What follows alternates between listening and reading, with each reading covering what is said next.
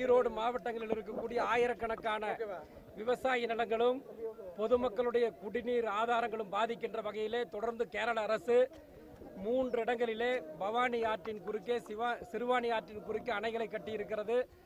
அதைத் தொடர்ந்து இன்றைக்கு தோட்டத்துறை கூலப்பட்டி என்ற இடத்திலே அணைகளை கட்டுவதற்காக இந்த அரசு முயற்சி செய்து கொண்டிருக்கிறது.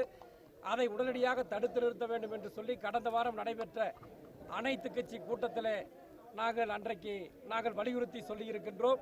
முதல் கட்டமாக அனைத்து கட்சி தலைவர்கள் திராவிட முன்னேற்ற கழகம், இந்திய தேசிய காங்கிரஸ் கட்சி, மறுமலர்ச்சி திராவிட முன்னேற்ற கழகம், விடுதலை சிறுத்தைகள் இயக்கம், தந்தை பெரியார் திராவிடர் கழகம், விவசாயிகள் சங்கம், வணிகர்கள் சங்கம் உள்ளிட்ட பல்வேறு அமைப்புகளைச் சேர்ந்த கொங்குநாடு மக்கள் தேசிய கட்சி உள்ளிட்ட எஸ்டிபி உள்ளிட்ட பல்வேறு அரசியல் கட்சியைச் சேர்ந்த தலைவர்களும் இன்றைக்கு கேரளாவிலே கட்டப்படுகின்ற அந்த அணையினை பார்ப்பதற்காக பார்வையிட வேண்டும் என்று நாங்கள் செல்வதற்காக வந்தோம்.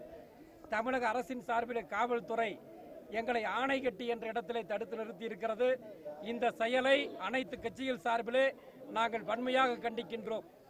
உடனடியாக மத்திய மாநில அரசுகள் தலையிட்டு கேரள பகுதியிலே வனப்பகுதியிலே கட்டுகின்ற அந்த அணையினை தடுத்து நிறுத்த வேண்டும்.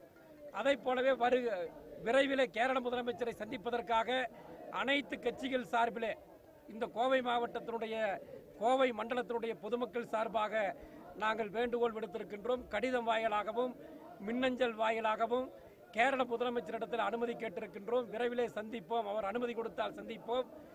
இந்த அணை கட்டுகின்ற பிரச்சனையிலே மத்திய மாநில அரசுகள் தீர்வு காணாவிட்டால், தடுத்து நிறுத்தாவிட்டால் அனைத்து கட்சிகள் சார்பிலே மிகப்பெரிய போராட்டங்களை தொடர் போராட்டங்களாக நடத்துவதற்கு நாங்கள் திட்டமிட்டிருக்கின்றோம்.